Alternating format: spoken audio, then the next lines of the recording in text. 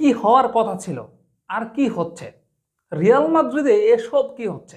এমনটা তো হওয়ার কথাই ছিল না। এমন রিয়াল মাদ্রিদকে তো আমরা দেখতে যাইনি। এমন রিয়াল মাদ্রিদকে আমরা কল্পনাও করিনি। আমরা যে রিয়াল মাদ্রিদকে কল্পনা করেছি সেটা এই রিয়াল মাদ্রিদ না। এই রিয়াল মাদ্রিদে অনেক কিছু হওয়ার কথা ছিল, কিন্তু সেসব কিছুই হচ্ছে না। কিলিয়ান এমবাপ্পে পিএসজি ড্রেসিং রুমটাকে অশান্ত বানিয়েছিলেন, পিএসজি ড্রেসিং রুমটাকে বিভক্ত করেছিলেন। পাওয়ার চেয়েছিলেন, তাকে পাওয়ার দেওয়া হয়েছিল। ক্ষমতা চেয়েছিলেন, তাকে ক্ষমতা দেওয়া হয়েছিল।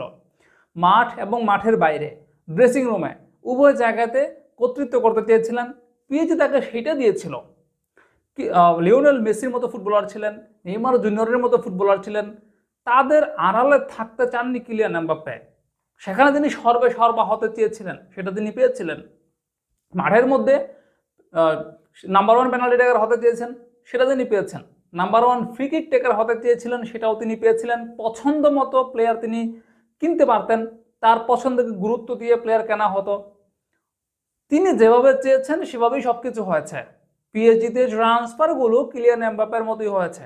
নেইমার জুনিয়রকে বিক্রি করাটা, লিওনেল মেসিকে বিক্রি করাটা, সবকিছুই কিলিয়ান এমবাপ্পের চাওয়াতেই হয়েছে। সেই কিলিয়ান এমবাপ্পে যখন রিয়াল মাদ্রিদে আসবেন, তখন তো রিয়াল মাদ্রিদেও এরকমটাই হবে। রিয়াল মাদ্রিদের ড্রেসিং রুম অশান্ত হবে, মাঠের মধ্যে একটা ঝামেলা তৈরি হবে। যেমনটা দেখেছিলাম পেনাল্টি নিয়ে নেইমারের সঙ্গে কিলিয়ান এমবাপ্পের একটা ঝামেলা হয়েছিল, ফ্রিকিক নিয়ে ঝামেলা হয়েছিল। তো এই ঝামেলাগুলো তো রিয়াল মাদ্রিদে হওয়ার কথা ছিল, কিন্তু আশ্চর্য এসব কিছুই হচ্ছে না। কেন হচ্ছে না? কিলিয়ান এমবাপ্পে রিয়াল মাদ্রিদে আসবেন, তারও ফেভারিট পজিশন হচ্ছে লেফট উইং, সেখানে ভিনিসিয়াস জুনিয়র খেলেন। তো এই লেফট উইং পজিশনে একটা ঝামেলা তৈরি হবে। ভিনিসিয়াস জুনিয়রকে এখান থেকে সরিয়ে দেওয়া হতে পারে, কিলিয়ান এমবাপ্পে সেখানে ঢুকতে পারেন। কিলিয়ান এমবাপ্পে যেহেতু বড় ফুটবলার, তাকে অবশ্যই প্রাধান্য দিবে, কিন্তু সেটা হচ্ছে না। কিলিয়ান এমবাপ্পে যদি রিয়াল মাদ্রিদে আসে, তাহলে রদ্রিগো গোয়েজের প্লেইং টাইম কমে যাবে স্বাভাবিকভাবেই। সেটা এখনো কমেছে, কিন্তু রদ্রিগো গোয়েজ আশ্চর্যজনকভাবে রিয়াল মাদ্রিদ ছাড়ার হুমকিটা দিচ্ছেন না। ব্রাহিম দিয়াজ, তিনি আগে তো প্লেইং টাইম কম পেতেন, এখন তো তিনি প্লেইং টাইম আরও কম পাচ্ছেন। সেই ব্রাহিম দিয়াজ একটা ঝামেলা তৈরি করতে পারতেন, মিডিয়াতে এসে উল্টাপাল্টা মন্তব্য করতে পারতেন, তির্যক মন্তব্য করতে পারতেন ক্লাবের বিরুদ্ধে, কিন্তু আশ্চর্যজনকভাবে সেটাও তিনি করছেন না। Vinicius Junior, Rodrygo Goes, Kylian Mbappe, Brahim Diaz, আবার এনরিক ফিলিপও এই মৌসুমে তো আসার কথা ছিল তার আগে। তো তারা যখন একসঙ্গে হবে, প্লেইং টাইম নিয়ে একটা ঝামেলা হবে, এনরিকের যে ডেভেলপমেন্টের সমস্যা হবে। এনরিক গেম টাইম পাবেন না, আর্দা গুলাররা গেম টাইম পাবেন না। তাদেরকে প্রপারভাবে তৈরি করার জন্য যে সময়টা দেওয়া দরকার, সেই সময়টা তারা রিয়াল মাদ্রিদে পাবে না। একটা অশান্ত পরিবেশ তৈরি হবে রিয়াল মাদ্রিদে। এমনটা তো আমরা দেখতে চেয়েছিলাম, কিন্তু আশ্চর্যজনকভাবে সেটা কিছুই হচ্ছে না। মাঠের মধ্যে দেখা যাবে ভিনিসিয়াস জুনিয়র কিলিয়ান এমবাপ্পেকে পাস দিচ্ছে না, কারণ পাস দিলে সেই স্বার্থপরের মতো শট নেয়, সে আবার ফিরতে পাস দিচ্ছে না। এরকমটা তো হওয়ার কথা ছিল। রদ্রিগো গোয়েজ যখন বল পাচ্ছেন, একাই টেনে নিয়ে যাচ্ছেন। কিলিয়ান এমবাপ্পে যখন বল পাচ্ছেন, একাই টেনে নিয়ে যাচ্ছেন। ভিনিসিয়াস জুনিয়রকে তিনি চোখে দেখছেন না। আবার ভিনিসিয়াস যখন দৌড়াচ্ছেন, তিনি তখন কাউকে চোখে দেখছেন না। এনরিক ফিলিপ যখন মাঠে নামছেন, তখন তিনি ভিনিসিয়াস, এমবাপ্পে, রদ্রিগো কাউকে চোখে দেখছেন না। যে যেভাবে পারছেন বল নিয়ে ছুটছেন। রিয়াল মাদ্রিদের পারফরমেন্সে প্রভাব পড়ছে, রিয়াল মাদ্রিদ হারতেছে, ম্যাচ খারাপ করতেছে। এগুলো তো নিয়মিত দৃশ্য হওয়ার কথা ছিল, কারণ বার্সেলোনা সভাপতি লাপোর্তে তো আমাদেরকে সেই কথাই শুনিয়েছিলেন, সেই গল্পটাই তো আমাদেরকে শুনিয়েছিলেন। বার্সেলোনা ভক্তরাও তো আমাদেরকে সেই গল্প শুনিয়েছিলেন। অনেক রিয়াল মাদ্রিদ সমর্থক আছে যারা প্রভাবিত হয়, সেসব মন্তব্যে প্রভাবিত হয়, তারা নিজেরাও শঙ্কিত ছিলেন। কিন্তু আশ্চর্যজনকভাবে আমরা সেসব কিছু দেখছি না। হওয়ার কথা ছিল কি আর হচ্ছে কি? হওয়ার কথা ছিল ফ্রান্সের একটা গ্রুপ হবে রিয়াল মাদ্রিদে। কামাভিঙ্গা, শুয়েমিনি, কিলিয়ান এমবাপ্পেরা মিলে একটা গ্রুপ হয়ে যাবে। Vinicius Junior, Endrick Felipe, Rodrygo Goes, Eder মিলিটারও মিলে একটা গ্রুপ হয়ে যাবে। স্প্যানিশরা মিলে একটা গ্রুপ হয়ে যাবে। ইংল্যান্ডের বেলিংহাম শুধু চেয়েছে দেখবেন যে কোন গ্রুপের শক্তি বেশি, তাহলে তিনি সেই গ্রুপে ঢুকে যাবেন। এরকমটা তো হওয়ার কথা ছিল, কিন্তু আনফরচুনেটলি সেগুলো হচ্ছে না। উল্টো কি হচ্ছে, এখানে বলা হয়েছিল কিলিয়ান এমবাপ্পে হয়তো নাম্বার ওয়ান পেনাল্টি টেকার হবেন, কিন্তু দেখা গেল রিয়াল মাদ্রিদ গত মৌসুমে যেমন কিলিয়ান এমবাপ্পে ভিনিসিয়াস জুনিয়রকে নাম্বার ওয়ান পেনাল্টি টেকার হিসেবে বানিয়েছিল, এই মৌসুমেও তিনি নাম্বার ওয়ান পেনাল্টি টেকার রয়েছেন। ভিনিসিয়াস জুনিয়র লেফট উইংয়ে খেলছেন, তিনি এখনো সেই লেফট উইংয়েই আছেন, তবে এমবাপ্পের সঙ্গে তিনি পজিশন সোয়াপ করছেন মাঝে মধ্যে।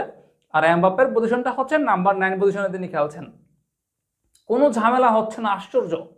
কেউ কোনো পজিশন নিয়ে অভিযোগ করছে না। কিলিয়ান এমবাপ্পের কাছে প্রশ্ন করা হয়েছিল, সাংবাদিকরা প্রশ্ন করেছিল যে আপনি কোন পজিশনে খেলতে স্বাচ্ছন্দ্য বোধ করবেন বা কোন পজিশনে আপনি খেলতে চান। তখন কিলিয়ান এমবাপ্পে বলেছিল আমার কোনো পজিশনে নির্দিষ্ট কোনো পজিশন নেই, কোচ আমাকে যেখানে যাবে আমি সেখানেই খেলবো।